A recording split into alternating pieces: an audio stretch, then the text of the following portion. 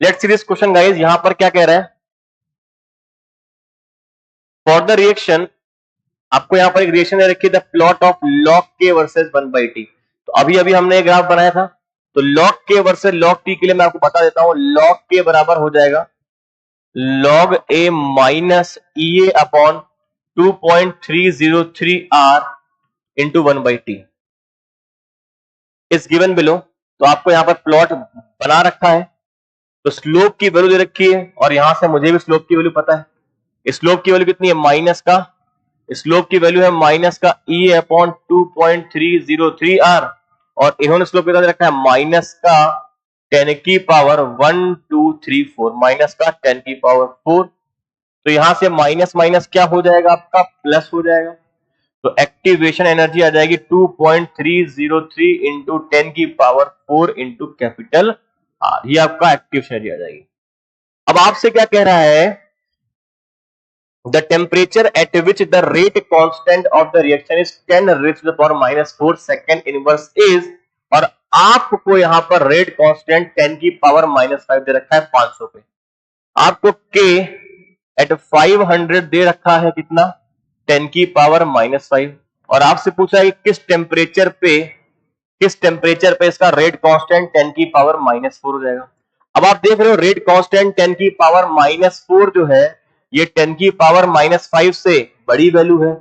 तो ऑब्वियस बात है, रेट कांस्टेंट कब बढ़ता है, टेम्परेचर बढ़ाने पे। यानी यहां से एक बात समझ में आती है कि जो T2 की वैल्यू है ये 500 से ज्यादा आनी चाहिए। अब एक क्वेश्चन लगा देते हैं, ln k2 by k1 is equal to ea by r 1 by t1 minus 1 by t2, 1 by t1 minus 1 by t2। क्या ये बात समझ में आ रही है?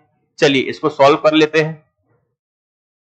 तो ln k2 बाई k1 की हम बात करेंगे, तो आप यहां पर देख सकते हो ln k2 बाई k1, तो k2 कितना है आपका, k2 आपका 10 की पावर माइनस 4 है।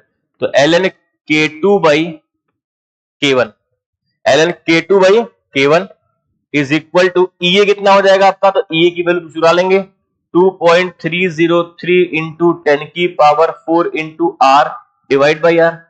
अब टेम्परेचर पुट कर देंगे, तो 1 by ln k2 by k1 is ये by R 1 by t1 minus 1 by t2। तो t1 t2 की वैल्यू से अगर बात करें, तो क्या हमको t1 दे रखा है, बिल्कुल t1 कितना दे रखा है 500, तो t1 की जगह पर 500 पुट कर देंगे, और t2 जगह पर एज इट इज t2 छोड़ देंगे। अब इसको सॉल्व कर लेंगे, तो ये आपका ln 10 हो जाएगा। क्या ये आपका ln 10 हो जाएगा, बिल्कुल ये आपका ln 10 हो जाएगा। तो यहां पर 2.303, नेक्स्ट पेज पे मैं लिख देता हूं उसको, ये आपका आ जाएगा ln 10 यानी 2.303 इज इक्वल टू, अब आपका 2.303 किसके बराबर आ रहा है, देखिए ये आपका आ रहा है 2.303 into 10 raise to the power 4। अब आपका r तो यहां से कैंसिल हो गया, r तो आपका यहां से कैंसिल हो जाएगा, 1 by 500 minus 1 by t2, 1 by 500 minus 1 by t2। क्या ये बात आपको समझ में आ रही है, 1 बाई 500 माइनस 1 बाई t2, क्या ये यहां से कैंसिल हो जाएगा, बिल्कुल। तो 1 by 500 minus 1 by t2 is equal to 1 by 500 minus 1 by 2 is equal to 1 upon 10 की पावर 4। इसको सॉल्व कर लेते हैं, तो ये आपका आ जाएगा 500 t2, और ऊपर आ जाएगा t2 minus 500 is equal to 1 upon 10 raise to power 3।